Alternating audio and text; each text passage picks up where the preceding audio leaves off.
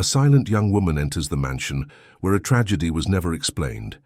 The millionaire, haunted by memories he doesn't even admit to himself, begins to observe her. When he holds her arm and whispers, "Don't provoke me," their entire past is already in flames.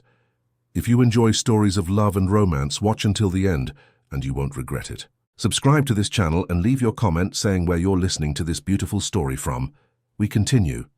The morning sun gilded the smoked glass walls of the Thorne mansion as Stella Norris crossed the gates for the first time. The app driver observed with curiosity the young woman in a simple dress with dark hair tied in a discreet bun, wondering what she would do in that palatial estate on the most exclusive hill in London. Stella took a deep breath, feeling the air perfumed by the jasmines that surrounded the property. Her heart beat at a calculated rhythm, as if each pulse had been rehearsed for years. The Thorne mansion was an urban legend among the residents of Brixton, the community that grew in the shadow of Kensington's luxury condominiums. They said it was a fortress of glass and concrete, where the most powerful family in the national technology market hid its secrets.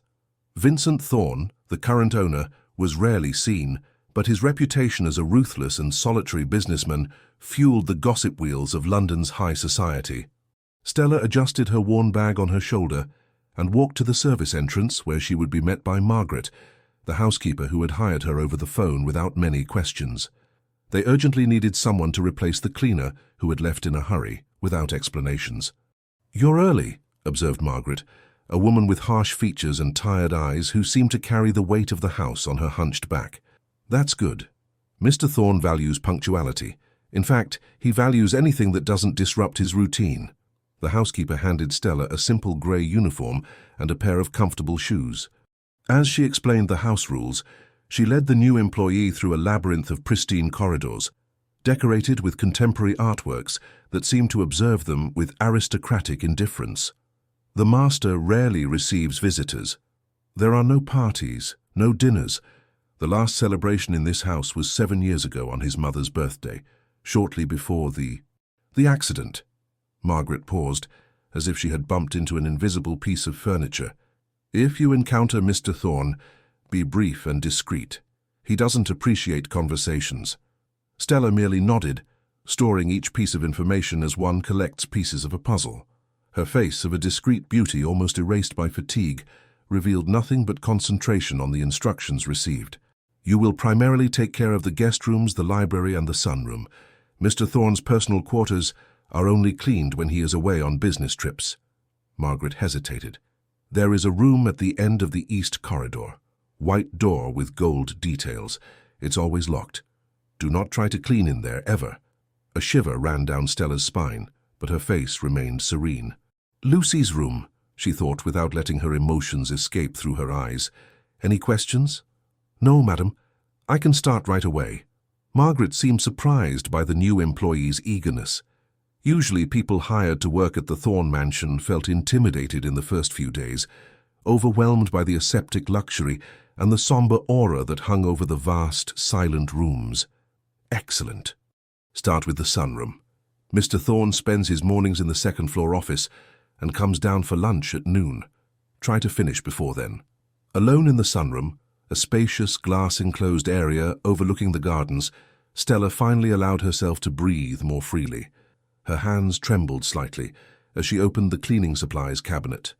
Her eyes caught her own reflection in the glass, a 26-year-old woman with deep dark circles that no disguise could completely hide. She touched the almost imperceptible scar on her right temple, covered by her fringe, a mark that time had not managed to erase. She began to clean with precise, almost ritualistic movements. The scent of the cleaning product subtly mingled with the perfume she wore, lavender with metallic notes, an ancient fragrance she had found in an antique shop in the city centre. As she wiped the glass surfaces, her eyes examined every detail of the environment, memorizing positions, mentally photographing each object. On the sunroom walls, abstract paintings in cool tones created an atmosphere of detachment. There were no family photographs, no hint that this house had ever known moments of human warmth. Only a modern sculpture in the center of the room suggested some personality, a fragmented human figure, with its face turned towards the sky as if screaming in silence. On the third morning of work, Stella was cleaning the main staircase steps when she felt a gaze upon her. She slowly raised her eyes and saw, at the top of the stairs, Vincent Thorne. He was exactly as the newspapers described him. Tall, athletic build, dark hair cut with military precision, and eyes of such an intense blue that they seemed artificial. He wore an impeccably tailored dark suit without a single wrinkle. His face was a mask of control, as if every facial muscle had been trained not to reveal any emotion. "You're new," he said, in a deep, measured voice that wasn't exactly a question. "Yes, sir, I started this week." "Your name?" "Stella Norris, sir." Vincent descended a few steps, observing her with an uncomfortable intensity. His eyes scrutinized every detail, as if searching for flaws or threats. For a moment, something seemed to awaken in his gaze, a flicker of recognition quickly suppressed. "These steps—" He paused, as if carefully choosing his words. "Be careful. They're slippery when wet." Stella held his gaze for a second longer than would be appropriate for an employee. "Yes, sir. I am being careful." A dense silence settled between them, filled only by the ticking of the grandfather clock in the entrance hall. Vincent seemed to want to say something more, but merely adjusted his wristwatch and continued to descend. "Has Margaret explained the house rules to you?" "Yes, sir." "Yes." "All of them." As he passed her, Stella caught the scent of his cologne, sandalwood and cedar, woody and dry notes. For a brief instant, their eyes met again, and she perceived something the tabloids and business newspapers had never captured. Behind the mask of absolute control, Vincent Thorne carried a deep, visceral pain that bled silently. In the following weeks, Stella noticed a pattern. Vincent began to appear casually in the rooms she was cleaning. He pretended to review papers in the library while she organized the shelves. He served himself coffee in the sunroom when she polished the tables. He was a predator circling his prey, or was it the other way around? One afternoon, while cleaning the second-floor corridor, Stella noticed a small shining dot in the corner of the ceiling, an almost imperceptible security camera. She looked around and identified others, strategically positioned to cover every angle of the house. The mansion was a golden cage where every movement was monitored. That night in her small apartment in Soho, Stella opened a worn notebook and added more notes to her collection. Mental maps of the mansion, routines, details about Vincent. On the wall next to her bed, a single yellowed photograph showed two smiling girls. One in designer clothes, perfectly styled hair. The other in a simple dress, unruly hair, and eyes that already revealed a precocious and painful wisdom. "I'm getting close, Lucy," she whispered to the photograph. "He's starting to notice my presence. Soon he'll notice the similarities." The next day, Stella took the next step in her plan. During her lunch break, she walked to the most secluded area of the garden and sat under an ancient oak tree. She took a small book of poems by Cecilia Meirelles from her bag, the same volume she had seen in the mansion's library. She began to read aloud, knowing she was within sight of Vincent's office. Shortly after, as she expected, Vincent appeared in the garden, hands in his pockets, and an expression of poorly disguised curiosity. "You like poetry?" he asked, maintaining a safe distance. "It's like breathing, sir," she replied, carefully closing the book with reverence. "Some words save us when nothing else can." Vincent raised an eyebrow, clearly surprised by the elaborate response from a simple cleaner. "And what words saved you?" Stella recited without hesitation. "I don't know if I'm too close or too far, if I took the right path or got lost. I only know that I keep moving forward, living similar days differently." An almost imperceptible tremor crossed Vincent's face. These were verses Lucy used to recite, in another life, before the fall down the stairs that took away her future at 22. "You know Cecilia Meirelles well," he said, his voice slightly altered. "My mother taught me to love poetry. She worked as a domestic in family homes, but she had the soul of an artist." Stella closed the book and stood up, gently shaking her uniform. "I need to get back to work, sir. Margaret doesn't appreciate delays." Vincent watched her return to the house, intrigued by the contradiction she represented, the simplicity of her outer appearance and the complexity that seemed to inhabit her interior. Something about her awakened a dormant memory, like a familiar song heard from a distance. That night in his office, he opened the security system on his computer and reviewed the day's recordings. He watched Stella working, her precise movements, her absolute concentration. There was something hypnotic in the way she moved through the house, as if she knew every inch, every secret. In the following days, Vincent intensified his discreet surveillance. He asked Margaret for a full report on the new employee.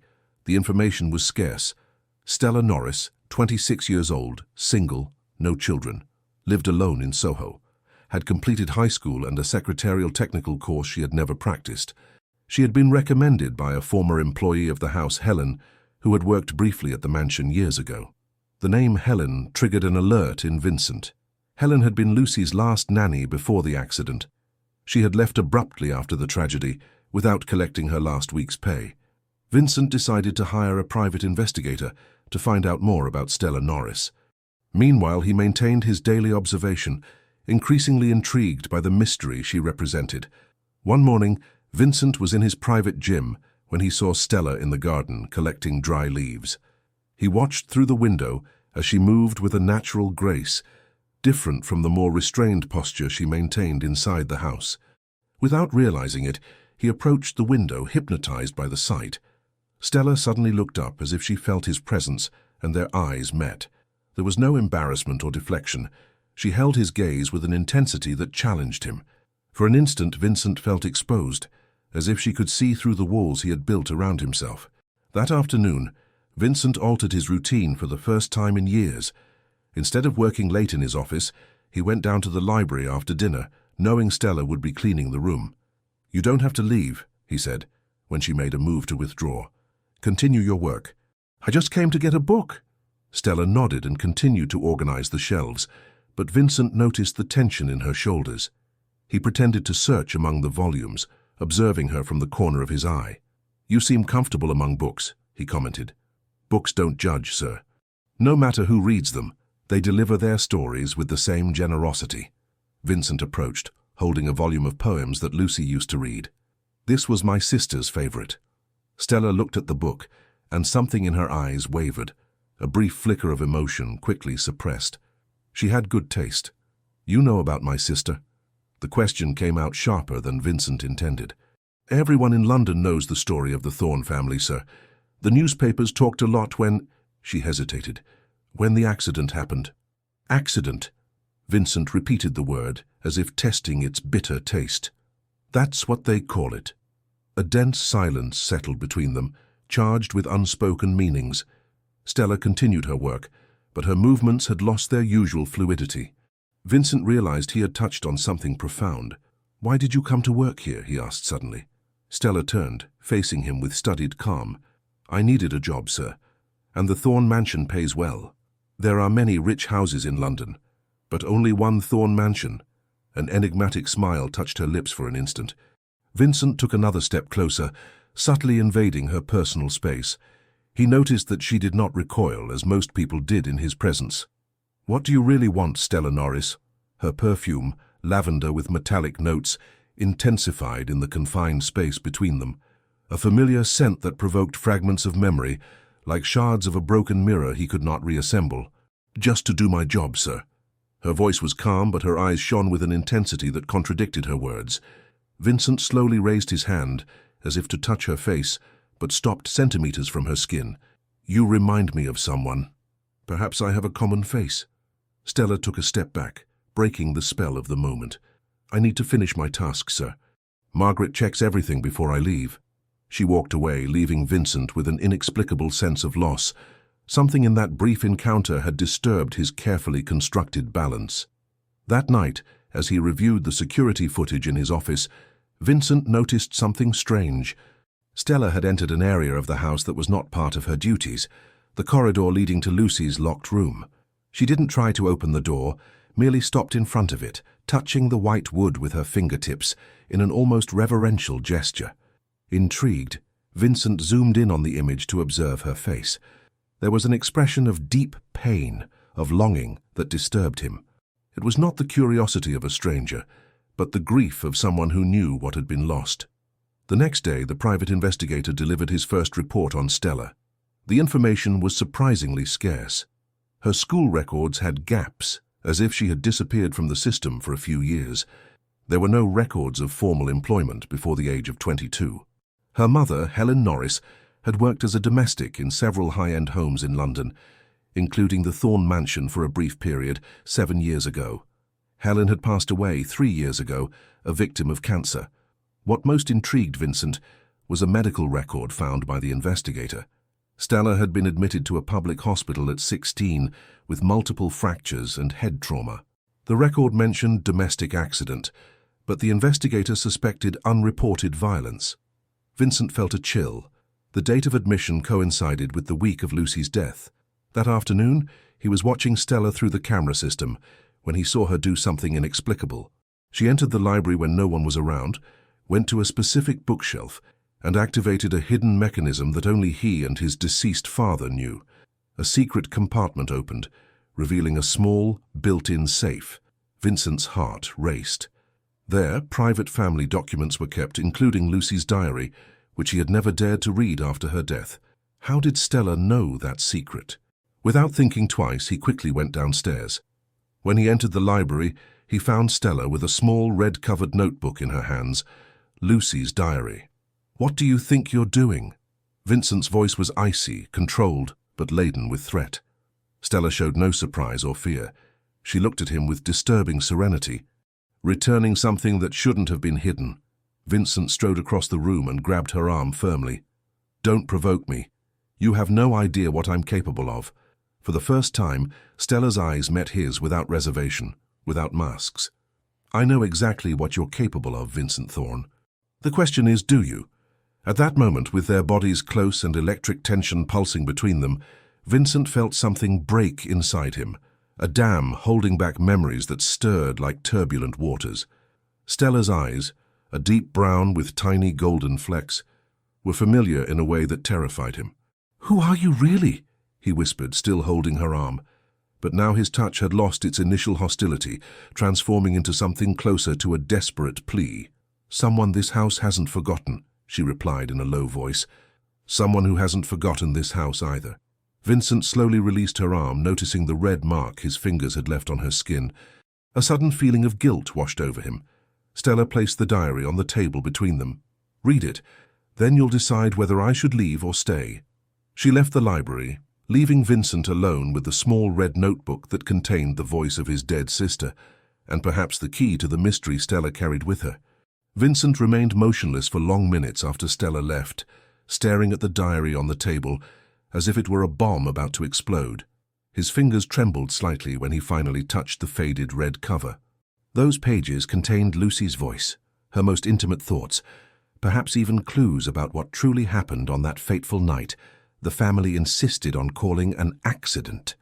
A thunderclap broke the silence of the mansion, announcing a storm forming over London. The lights flickered briefly before stabilizing. Vincent felt the weight of the loneliness he had carried for years, intensified by the confrontation with Stella and the diary that awaited his courage. Finally, he opened the notebook and immediately recognized his sister's elegant, slanted handwriting. The first pages contained everyday accounts, her art studies, frustrations with family expectations, small joys found at the margins of the controlled life she led. But as he continued reading, Vincent found increasingly frequent mentions of a secret friendship Lucy maintained with E, someone she described as the only person who sees me beyond the Thorne surname. "E taught me to look at the world with different eyes today," one entry read. "She took me secretly to the community where she lives with her mother. I saw poverty, I saw struggle, but I also saw a solidarity that doesn't exist in our circles of empty luxury. E is only 10 years old, but she already carries an ancient wisdom in her eyes. I don't know who learns more in our forbidden conversations, her with my literature lessons or me with her real-life lessons." Vincent's heart raced. E could only be Stella. But how? How had she gotten so close to Lucy without anyone in the family knowing? He continued to flip through the diary, increasingly anxious for answers. The entries grew darker over the years, revealing a Lucy who struggled with depression and the feeling of being trapped in a life she hadn't chosen. "Father brought another suitor for dinner," read an entry from 7 years ago. "A potential business partner, of course. My value to him has always been measured by what I can bring to the Thorne Empire. Vincent is the only one who understands me, but even he is being consumed by our father's obsession. Sometimes I see flashes of the kind boy he used to be, but they quickly disappear under the mask of the perfect executive they are molding. Vincent paused his reading, feeling a knot in his throat. It was true. He and Lucy had been close in childhood and adolescence, accomplices against their father's rigidity and their mother's emotional absence. But gradually, he had surrendered to expectations, transforming himself into the heir his father desired. He continued reading, each page revealing a Lucy he didn't fully know, a young woman struggling to find her voice in a family that saw her as an asset, not as a human being with her own dreams. Then he found an entry that made his blood run cold. "I've discovered something terrible about the family business. Documents I shouldn't have seen, conversations I shouldn't have heard. The Thorne Empire was built on something rotten. I spoke with Vincent, but he refused to believe me, said I was exaggerating, that I didn't understand how the business world works. But I understand enough to know the difference between corporate aggression and criminal corruption. I cannot keep pretending I don't know. E will help me. She is now 16 and has a determination that impresses me. She says we can expose everything, start over. I wish I had her courage." The entry ended abruptly. The following pages had been torn from the diary. Vincent frantically flipped through the rest, but found nothing more until he reached the last page where a single sentence was written in a different handwriting, less refined but determined. "She deserved more than this." Vincent closed the diary, his mind swirling with questions. What had Lucy discovered? What was Stella's involvement? And most disturbing, had his sister's death truly been an accident? The storm intensified outside, lightning briefly illuminating the dark corners of the library. Vincent noticed his hands trembling, not just from emotion, but also from something more primitive, fear. Fear of discovering a truth that could destroy the image he had of himself, of his family, of his carefully controlled world. At that moment, the mansion lights flickered again and went out completely. The power backup did not activate immediately, leaving the house plunged into darkness. Vincent remained motionless, feeling the presence of the mansion around him, the weight of its walls, the whisper of its secrets. Then he realized he wasn't alone. A silhouette was outlined against the window, illuminated by lightning. "The cameras are off now," Stella said, her voice calm and clear in the darkness. "For 30 minutes, until the security system restarts. No one is watching. No one is recording. Just the two of us and the truth." She approached, her steps silent on the Persian rug. Vincent smelled the lavender perfume before he could even distinguish her contours in the dark. When a new lightning flash illuminated the room, he saw that she had changed out of her uniform into a simple white dress, which contrasted with her dark hair now loose over her shoulders. "You read the diary," she stated, not as a question but as a certainty. Partially, the last pages were torn out. Vincent kept his voice controlled, even with the whirlwind of emotions consuming him inside. "What did Lucy discover about my family? And what is your relationship with her?" Stella sat in the armchair opposite his, separated only by a small table where the diary rested. Her eyes gleamed in the darkness with an almost supernatural intensity. "Lucy discovered that your father, Augustus Thorne, was involved in a money laundering scheme using shell companies. More seriously, she discovered that Thorne Technology had developed espionage software sold illegally to authoritarian governments to monitor political dissidents. People died because of these tools, Vincent. Journalists, activists, ordinary people who just asked for freedom." The revelation hit Vincent like a physical punch. Part of him wanted to deny, to reject those accusations. But another part, a muffled voice he had tried to ignore for years, recognized the possibility of truth in those words. His father had always operated in the grey areas of corporate ethics, justifying his actions with the need for survival in the global market. "And what about you and Lucy? How did you meet?" Stella closed her eyes briefly, as if revisiting painful memories. "My mother worked at the mansion as a cleaner when I was 10.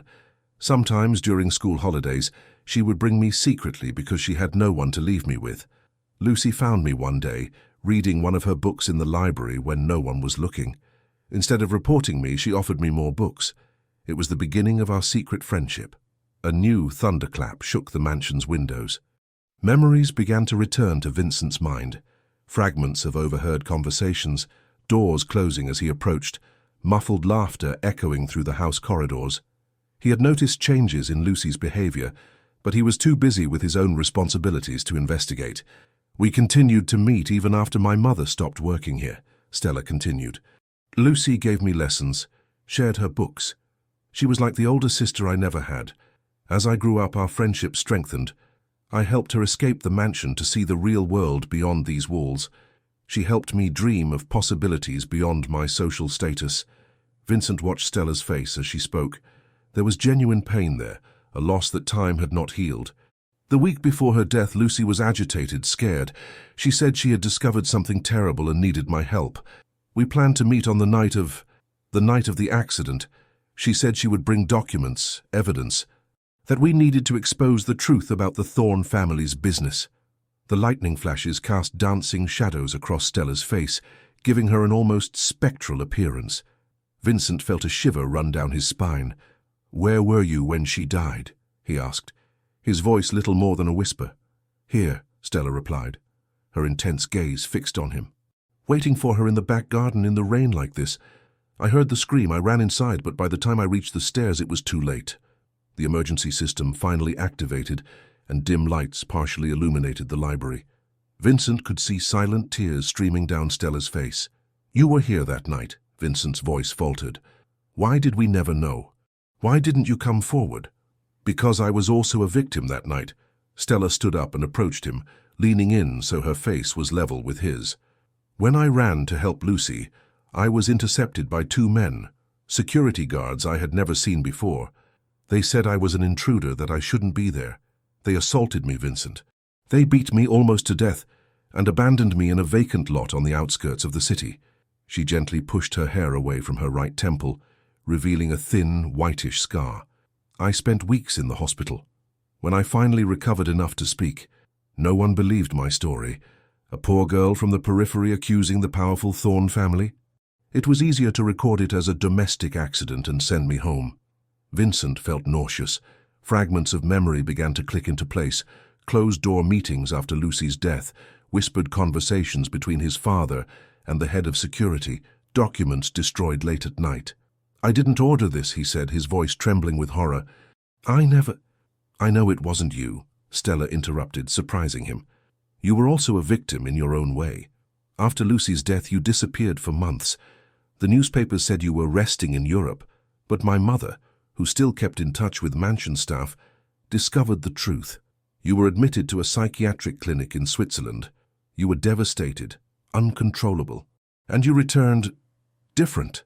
Vincent felt the ground open beneath his feet.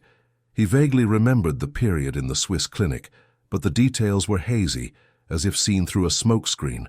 The doctors had mentioned treatment for deep depression, but there had always been gaps in his memories of that time.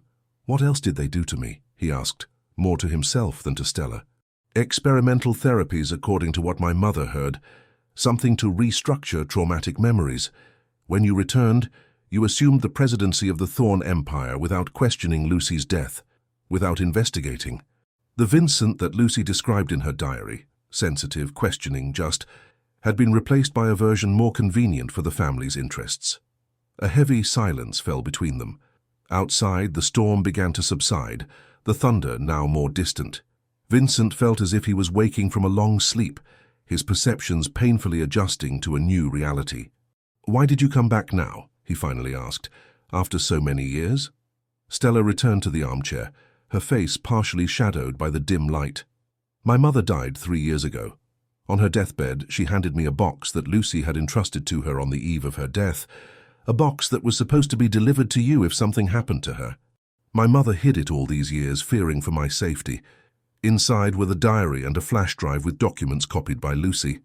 Where is that flash drive now?" "In a safe place." Stella studied him carefully. "I need to be sure I can trust you, Vincent. The real you, not the version they created in Switzerland." He stood up, walking to the window. The city of London stretched below, an ocean of lights twinkling after the storm. For years he had watched that view without truly seeing it, operating on autopilot, fulfilling his role as a Thorne heir. "How can I prove I'm trustworthy," he asked, "if I don't even know who I really am?" Stella approached, stopping beside him at the window. Their arms almost touched, and Vincent felt an electric current run through his body with her proximity. "Start by remembering," she said softly. Not with your mind, but with your heart. In an unexpected gesture, she took his hand and placed it over her own heart. Vincent felt the rhythmic beat under his fingers, the warmth of her skin through the thin fabric of her dress. "I trust you," she whispered, keeping his hand against her chest. "Now trust me." Time seemed to suspend in that moment. Vincent felt a connection that transcended the physical, as if a dormant part of his soul recognized something fundamental in Stella. Their eyes met, and for the first time in years he allowed himself to feel completely, without barriers, without control. When their lips met, it was not out of desire or impulse, but out of a deeper need, that of two fragmented beings seeking completeness. The kiss was gentle at first, almost reverent, like a silent prayer for redemption. Then, the urgency of life, denied for so long, erupted between them. Vincent pulled her against him, feeling the warmth of her small, firm body against his. Stella responded with an intensity that surprised him, her fingers intertwining in his hair, her body arching towards his. The scent of lavender enveloped them, evoking memories on the edge of consciousness. When they finally separated, breathless, Vincent saw something new in Stella's eyes. Not just determination or sadness, but vulnerability. She was exposing herself as much as he was. "I'm scared," she admitted, her voice almost inaudible. "Not of the truth, but of what it can do to us." Vincent touched her face delicately, tracing the outline of her scar with his thumb. "I'm scared too, but I'm tired of living in the shadow of what I can't remember." The main lights of the mansion came back on suddenly, making them blink with the sudden glare.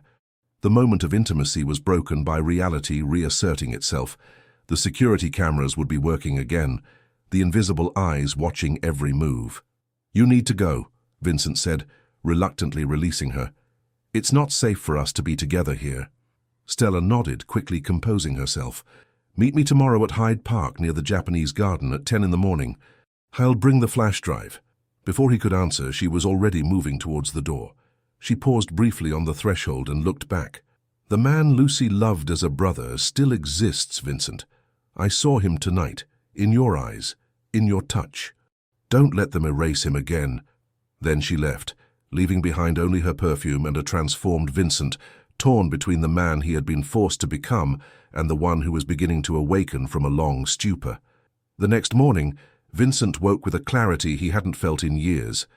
The fog that seemed to envelop his mind had partially dissipated, revealing outlines of long-suppressed memories. He had dreamed of Lucy, not of her broken body at the foot of the stairs, an image that had tormented him for years, but of his sister alive, vibrant, laughing as she confided a secret to him. In the dream there was also a dark-haired girl with wise eyes, watching them from the shadows. He dressed with unusual simplicity, jeans, a blue shirt, trainers, instead of the suits he used as armor. As he went down for breakfast, he noticed how the staff looked at him with poorly disguised surprise. The Vincent Thorne they knew would never appear like this, like an ordinary man. Margaret served his coffee in silence, but he noticed her appraising gaze. "Something different today, sir." "Just a change of perspective, Margaret." Vincent smiled, a gesture that had become rare on his face. "I'll be out this morning. I won't be available for meetings." The housekeeper nodded, her face impassive, but Vincent noticed a slight tremor in her hands. Did she also know more than she let on? As he drove his own car, another unusual behavior as he usually used a chauffeur, through the busy streets of London, Vincent felt a strange mixture of apprehension and liberation. In his mind, two realities competed: the controlled and aseptic life he had led for the past 7 years, and the emerging fragments of who he had been before. Lucy's protective brother, the young man who questioned his father's dubious methods. Hyde Park was relatively quiet that weekday morning. Vincent walked through the manicured gardens, feeling the winter sun warm his face. He observed families strolling, students reading under trees, elderly people feeding birds. The normal life that happened beyond the walls of the Thorne mansion. He found Stella exactly where she had indicated, near the Japanese garden. She wore simple jeans and a white t-shirt, her hair tied in a carefree ponytail. She looked younger like this, almost vulnerable in her simplicity. When she saw him, her face lit up with a shy smile that made Vincent's heart race. "You came," she said, as if she had doubted it until that moment. "I promised I would." He hesitated before adding, I dreamed of Lucy last night, and of you, as a child. Stella's eyes widened slightly. Your memories are returning. They walked side by side along the park's paths, maintaining a respectful distance from each other, aware of the occasional glances from passers-by who recognized the famous businessman. The more I think about last night, Vincent began, the more I realize there's something bigger at play here. My father died 5 years ago, but the company continues to operate with the same principles, the same key people in trusted positions. If what you and Lucy discovered is true, it implies a network of corruption and crime that goes beyond a single person. Stella nodded, her face taking on the serious expression Vincent was beginning to recognize as her protective mask. The flash drive contains emails, confidential contracts, records of transfers to offshore accounts. Lucy was methodical in her investigation. She planned to take everything to the Federal Prosecution Service, but she wanted to protect you, to give you a chance to distance yourself before the scandal exploded. Vincent felt a knot in his throat. His sister had tried to save him, and he hadn't been there to save her. They reached a secluded bench overlooking the lake. Stella took a small metallic object from her bag and handed it to Vincent. The flash drive was old, its surface scratched by time. "Before you access this," she said in a grave voice, "I need you to understand something. I didn't come to you just for justice for Lucy, or to expose corporate crimes. I came because—" She hesitated, the words seeming difficult to formulate. "Because Lucy believed in you. Until the end, she believed you were different, that you had a heart that money and power hadn't completely corrupted." Vincent held the flash drive as if it were something sacred and fragile. "And you? Do you believe that too?" "I'm betting my life on it," she replied simply. Their eyes met, and at that moment something was sealed between them, a silent pact that went beyond the search for justice or the attraction they felt. It was a deeper commitment based on shared pain and the tenuous hope of redemption. "What happens now?" he asked. Stella looked at the horizon, where London's skyscrapers cut across the blue sky. "Now you need to decide who you really are, Vincent Thorne, and what you're willing to sacrifice for the truth." A gentle breeze rustled the leaves of the surrounding trees, like a sigh of nature, anticipating the storm forming on the horizon of their lives. Vincent's office at the top of one of Oxford Street's most imposing buildings was shrouded in gloom. For 3 consecutive days he had been holed up there, poring over the contents of the flash drive Stella had given him. 3 days of discoveries that corroded the foundations of everything he believed about his family, his company, his own identity. 3 days without proper sleep, feeding himself only enough to keep his body functioning while his mind processed the abyss of corruption that opened before him. The documents Lucy had gathered were devastating in their precision. Encrypted emails, spreadsheets of transfers to tax havens, secret contracts with questionable governments, lists of people who had been spied on by the software developed by Thorne Technology, some of whom later mysteriously disappeared. And even more disturbing, records of payments to a Swiss clinic specializing in cognitive restructuring, the same one where Vincent had been admitted after his sister's death.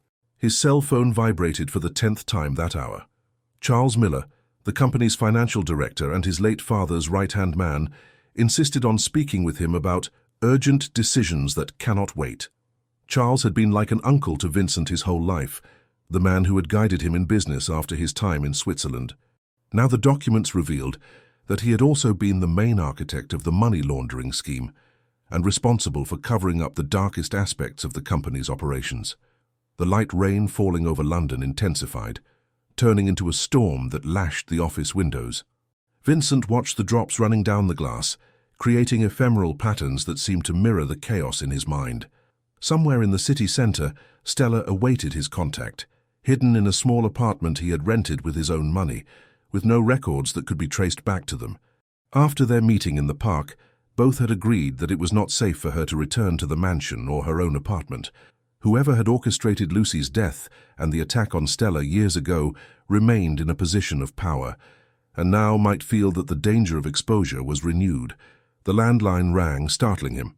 It was the private line, known to very few people. "Mr. Thorne?" Margaret's familiar voice sounded tense. "There are people here, federal police officers with a search warrant. They're searching the entire mansion." Vincent felt a chill. Did they say what they're looking for? Documents related to a corruption case and—" she lowered her voice. "They mentioned Miss Lucy's death. They specifically asked about a former employee named Stella Norris." "I understand. Margaret, listen carefully. There's a safe behind the wooden panel in my closet. The password is 71990, Lucy's birthday. Inside is a sealed red envelope. If they find the safe, don't try to stop them, but let me know immediately." The housekeeper hesitated. "Sir, may I ask what's going on?" Vincent closed his eyes briefly. The truth finally coming out, Margaret, after 7 years. He hung up and immediately called the number he had memorized, the disposable phone he had given Stella. She answered on the first ring. "Vincent, the federal police are at the mansion. Someone found out we're investigating. We need to act now." "I'm on my way," she replied without hesitation. "No, it's too dangerous." "Trust me," Stella insisted. "I'm not alone in this. We meet in an hour at the place we discussed." Before Vincent could argue, she hung up. He took a deep breath, trying to control the anxiety that threatened to overwhelm him. He opened the desk drawer and took out a small bottle of pills, medication he had been taking since his treatment in Switzerland. For 7 years, those pills had been part of his daily routine, supposedly to control anxiety episodes that could destabilize his recovery. Now he knew the truth. The documents on the flash drive included the chemical composition of the medication, a sophisticated combination of substances that suppressed certain cognitive functions related to emotional memory and critical thinking. In controlled doses, they kept Vincent functional but docile, unable to deeply question the inconsistencies in his own story. He closed his hand over the bottle, feeling a cold fury grow within him. Then, with a decisive movement, he threw the pills out the window, watching them dissolve in the torrential rain. The meeting place was an old mansion in an Italian quarter, converted into a traditional Japanese tea house. Vincent walked through the rain-soaked Zen garden, leaving his umbrella at the entrance as requested by the elderly lady who greeted him with a bow. The atmosphere was serene, illuminated by paper lanterns that created dancing shadows on the wooden walls. He was led to a private room in the back, where Stella awaited him. She was not alone. Beside her, a man of approximately 50 with graying hair and an upright posture, wearing a discreet suit, stood up to greet him. "Vincent Thorne," the man said, extending his hand. "I'm Paul Rivers, from the Federal Financial Crimes Task Force. Stella contacted us 2 weeks ago." Vincent looked at Stella, surprised. "You went to the police?" "Not immediately," she replied. "First, I needed to be sure that you weren't involved in the crimes, that you were more victim than perpetrator. When I was sure, I contacted Detective Rivers. He was the investigator of my assault case years ago, the only one who believed there was more to the story than met the eye. For 7 years I kept that case in my personal drawer," the detective explained, motioning for them to sit. "I lacked concrete evidence, connections, witnesses willing to speak, until Stella reappeared with an incredible story and the promise of documents that could bring down one of the country's biggest corporate corruption schemes." Vincent processed the information, feeling a mixture of relief and apprehension. "The search at the mansion today, it was officially authorized after we received partial copies of the flash drive files," Rivers confirmed. "But there's a problem. The operation has been compromised." "What do you mean?" Stella questioned, tensing. "Someone on the team leaked information. When we arrived at the Thorne mansion, documents had already been removed from the safe in the closet. And we received information that Charles Miller is currently at Heathrow Airport, about to board a private jet bound for Monaco." Vincent felt his blood run cold. Charles had always been meticulous, always had contingency plans. He obviously had an escape route prepared. "How much time do we have?" "The jet is scheduled to take off in 90 minutes. We managed to get a court order to prevent takeoff, but—" the detective hesitated. "Charles Miller has powerful connections, people who could facilitate his escape even with court orders." "What do we need to do?" Stella asked, leaning forward, her eyes shining with determination. "We need a statement from you, Mr. Thorne, now, recorded and official. Something we can use even if the documentary evidence is challenged."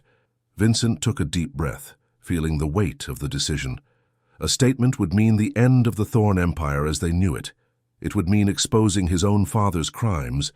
It would mean destroying the family legacy built over generations. But it would also mean justice for Lucy, for Stella, for all the victims silenced over the years. "I'll do more than that," he he finally said. "I'll go to the airport personally to confront Charles. He'll see me choose the right side of this story." Detective Rivers seemed about to object, but something in Vincent's gaze stopped him. "That could work in our favor. If we can get him to talk to you recording the conversation." "No need to record," Vincent interrupted. "He'll confess publicly." The rain had stopped when they arrived at the private aviation sector of Heathrow International Airport. London's night sky was exceptionally clear, as if the storm had washed away the metropolis's constant pollution. Vincent drove his own car with Stella in the passenger seat and Detective Rivers in the back seat, continuously on the phone, coordinating the operation. Federal agents in plain clothes were already strategically positioned throughout the terminal, awaiting the signal. "We can't just arrest him upon arrival," Rivers had explained during the drive. "We need to catch him in the act of attempted escape, with compromising evidence. This will strengthen the case and prevent him from being released on legal technicalities." As they parked, Vincent felt a strange calm envelop him. The last pieces of his memory had clicked into place during the trip. Flashbacks of the night Lucy died, fragments of conversations overheard while he was sedated in the Swiss clinic. Now he fully understood his role in that story, and what he needed to do to rewrite it. "Let me go first," he said to Rivers. "Alone, Charles trusts me, he won't suspect." "It's risky," the detective warned. "He's not violent," Vincent replied. "He's an office criminal, not a man of action." Stella briefly held his hand. "Be careful. Cornered people make desperate choices." Vincent nodded, squeezing her hand in return.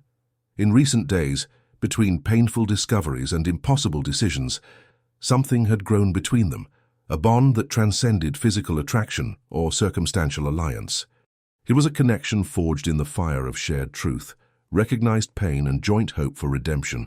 "Whatever the outcome today," he said, looking into her eyes, "I want you to know that you gave me back something I didn't even realize I had lost. My humanity." Stella smiled, that rare smile that transformed her serious face into something luminous. "I didn't give you back anything that wasn't rightfully yours, Vincent. I just helped remove the layers that hid it." With a final, meaningful look, he got out of the car and walked towards the private terminal. Detective Rivers and his agents would give him 10 minutes before approaching. The terminal's interior was a study in discreet luxury. Leather armchairs, noble wood, smiling attendants trained not to ask questions. Vincent was recognized immediately, as always happened in high society environments. No one questioned his presence there. He spotted Charles Miller sitting in an exclusive lounge, sipping whiskey while consulting his tablet. At 65, the financial director maintained the impeccable appearance that had always characterized him. Tailored suit, perfectly trimmed gray hair, the posture of someone who never had to bow to anything or anyone. "I knew you'd come," Charles said without looking up when Vincent approached. "You've always been predictable, even when you think you're being clever." Vincent sat in the armchair opposite him. "How did you know I discovered the truth?" Charles finally looked at him, a cynical smile on his thin lips. "Security systems, Vincent. The mansion, your office, your car, all monitored. When that girl reappeared, I knew we'd have problems. When you started meeting her secretly, I was sure. That girl has a name, Stella Norris, the person you tried to kill along with my sister." Charles sighed, like a professor disappointed with a promising student. "Technically, I didn't order her killed. Just removed from the property and ensured her silence. The security guards, they were overzealous." Vincent felt a cold fury grow within him, but maintained a neutral expression. He needed to keep Charles talking. "And Lucy? Was that also an excess of zeal?" A flicker of something akin to remorse crossed the older man's face, so brief it could have been imagination. "Lucy was regrettable.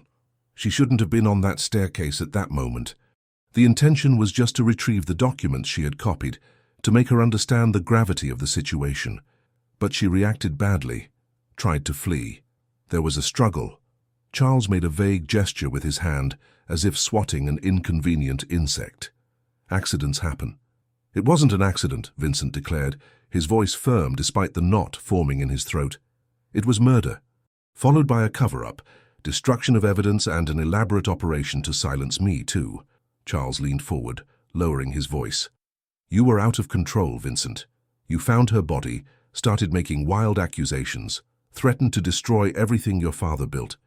We needed to protect you from yourself. So you sent me to Switzerland for treatment. The best neuropsychiatric clinic in Europe, specialized in cognitive restructuring for severe trauma. Charles spoke with the naturalness of someone discussing the weather. They have advanced methods, a combination of pharmacological therapy, deep hypnosis, controlled dissociation techniques. You came back like new, didn't you? Without those inconvenient questions, without the youthful idealism you shared with Lucy, ready to take your place at the head of the company as your father always wished. Vincent felt nauseous hearing the clinical description of what was, essentially, brainwashing. Years of his life erased, his personality remolded to serve the company's interests, his grief for his sister transformed into a vague, undirected melancholy. "Why are you telling me all this now?" he asked, genuinely curious. Charles finished his whiskey with a decisive gulp. "Because it no longer matters. In an hour I'll be in Monaco. In 2 days in the Cayman Islands, where half of the Thorne family fortune and a considerable portion of mine is safely deposited. You can create whatever scandal you want in London. It will just be your word against mine, and the most compromising evidence has already been destroyed." "Not all of it," Vincent replied, taking an identical flash drive from his pocket to the one Stella had given him. "Lucy was smarter than you, Charles. She made copies, several, strategically distributed." Charles's smile wavered for the first time. "Bluff. We reviewed all her files after her death. Not all of them. Some were hidden in code in places you would never think to look, like the mansion's own security software, for example. Ironic, isn't it?" A discreet announcement sounded over the intercom, informing that the private jet bound for Monaco was ready for boarding. Charles checked his watch, visibly tense now. "What do you want, Vincent?" "Money? I can transfer a considerable amount to any account you indicate. I want you to confess, publicly, the corporate crimes, Lucy's murder, my forced hospitalization, everything." Charles let out a dry laugh. "You've really gone mad." "Why would I do that?" "Because you're already surrounded. Federal agents throughout the terminal. Your jet's pilot has been replaced. There's no escape possible, Charles." As if to confirm his words, Vincent saw out of the corner of his eye Detective Rivers and 2 agents discreetly positioning themselves near the exit. Stella remained further back, partially hidden by a pillar, her eyes fixed on him with an intensity that conveyed strength. Charles also noticed the movement, his face gradually losing color. "This won't end well for you, Vincent. Exposing everything will destroy the company, your father's legacy, your own reputation." "Perhaps destruction is necessary for rebuilding," Vincent replied, standing up. "Lucy understood that. Stella does too. Now it's my turn." He signaled to Rivers, who began to approach with the agents. Charles Miller looked around, assessing his options, despair growing in his eyes. "Don't do this, Vincent. Think of everything you'll lose." "I'm thinking of what I'll gain. My life back, the truth, justice for my sister." Vincent paused, looking briefly in Stella's direction. "And perhaps a chance at redemption." Charles realized he was defeated. His shoulders slumped, and for a moment Vincent saw not the powerful executive, but an old frightened man confronting the collapse of his carefully constructed world. "Your father would be disappointed," Charles said, in a last attempt at manipulation. Vincent smiled sadly. "I'm not so sure. Somewhere behind the ambitions and moral compromises he made, he loved Lucy. He loved me. Perhaps if he were alive, he too would want a chance at redemption." Detective Rivers arrived with the agents. "Charles Miller, you are under arrest for investigation of financial crimes, obstruction of justice, and involvement in the homicide of Lucy Thorne." As the agents led Charles away, Vincent remained motionless, feeling as if a weight of years was slowly being removed from his shoulders. Stella approached, stopping beside him without saying anything, her presence a silent comfort more eloquent than any words. "Is it over?" she finally asked, her voice almost a whisper. "No," Vincent replied, taking her hand discreetly. "It's only just beginning."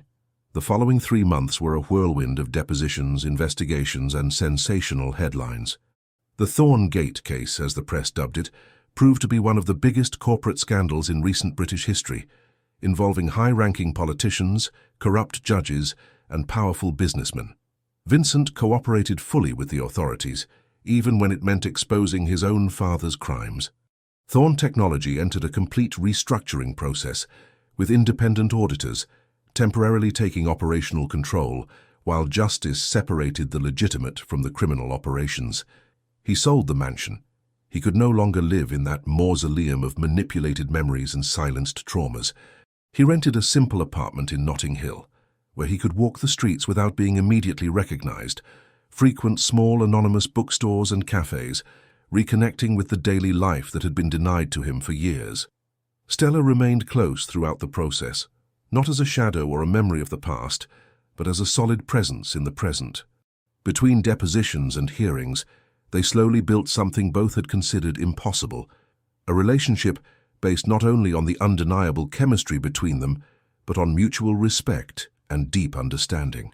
For Stella, the path was no less transformative. The revenge that had initially motivated her had transmuted into something nobler. Justice, yes, but also reconstruction. She resumed her studies, enrolling in the law course she had always dreamed of, funded by a scholarship created by the new foundation Vincent had established in Lucy's name. On a Sunday afternoon, almost 6 months after the events at the airport, Vincent and Stella walked through Trafalgar Square, among families enjoying the mild early autumn weather. They stopped before an open-air photography exhibition documenting London's peripheral communities, powerful images of daily struggle and resistance.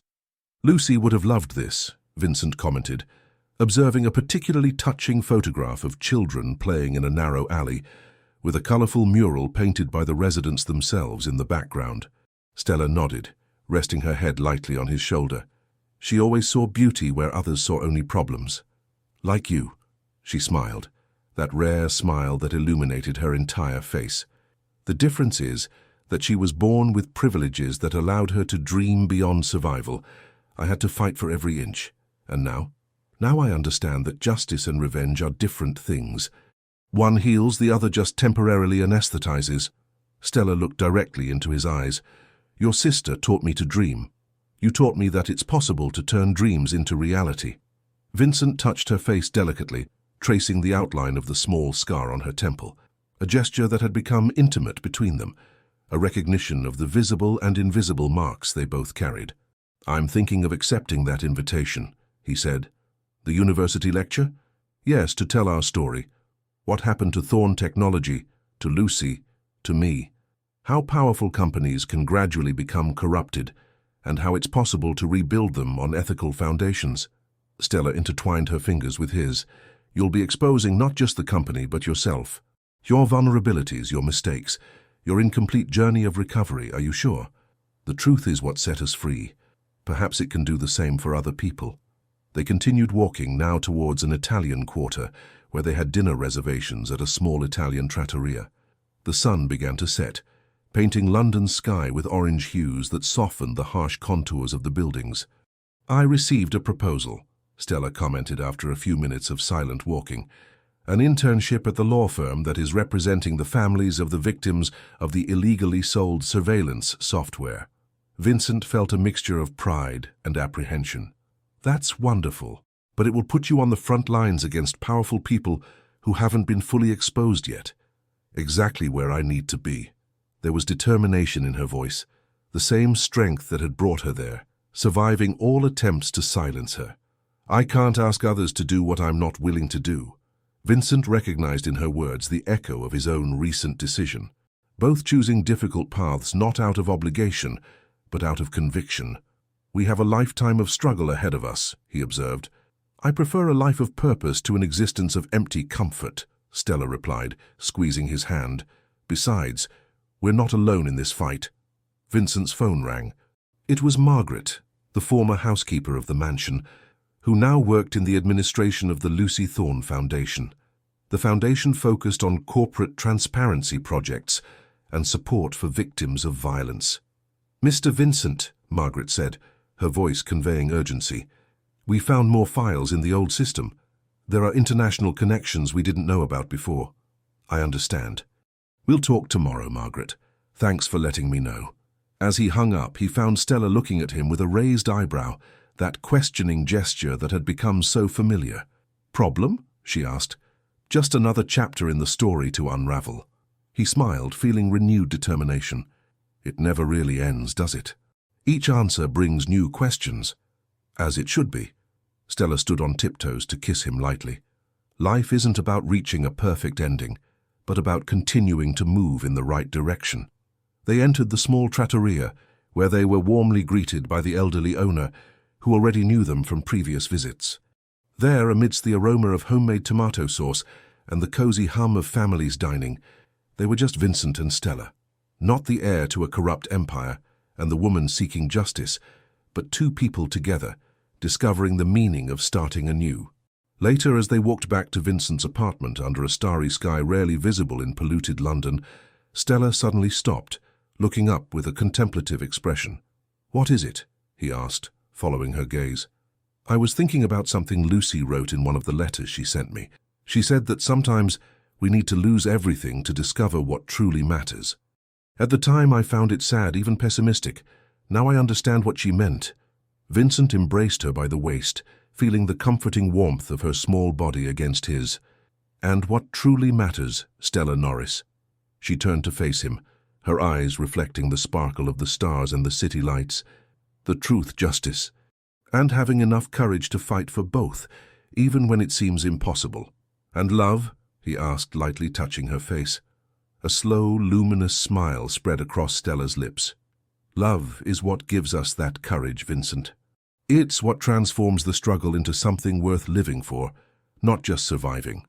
When their lips met under London's night sky, it was not just a kiss, but a silent promise that the ghosts of the past, though never completely exorcised, would no longer determine their future. That the Thorn Mansion, with its smoked glass walls and buried secrets, was just one chapter in a larger story. They would continue to write together, page by page, day by day, truth by truth. And perhaps Vincent thought as he hugged Stella more tightly, this was the greatest act of rebellion against everything they had tried to make them, not just to survive, but to truly live, not just to remember, but to create new memories, not just to seek justice, but to find happiness in the process. "Let's go home," he whispered against her hair. Stella nodded, and there was peace in her eyes. Not the peace of a battle ended, but the tranquility of someone who had finally found her place in the world, alongside someone walking in the same direction. The city continued its incessant pulse around them, chaotic, contradictory, relentless, but also vibrant, resilient, full of possibilities. Like themselves, like the UK, like the love they had found amidst the shadows of a mansion built on lies, and which now flourished under the honest light of truth, conquered step by step, day by day, scar by scar healed,